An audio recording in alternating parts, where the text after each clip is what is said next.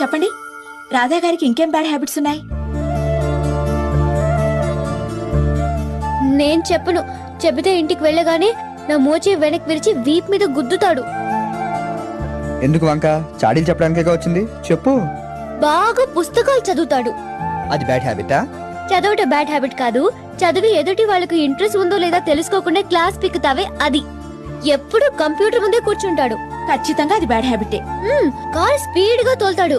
నేను పక్కన ఉన్నప్పుడు ఇంకా స్పీడ్ పెంచి నన్ను టెన్షన్ పెడతాడు. అది సరే, సిగరెట్ మందు లాంటివి అవేం లేవు. ఉంటే చంపేయను. ఆయనకిష్టం లేనివేంటి? అది వద్దు, నేను చెప్తే మీరు ఫీల్ అవుతారు. పర్వాలేదు, చెప్పండి. ఆడవాళ్ళు స్లీవ్లెస్ వేస్తే ఇష్టపడడు. మ్, గోళ్లు పెంచుకుంటే అస్సలు ఇష్టపడడు. ఆయనకిష్టమైనవేంటి?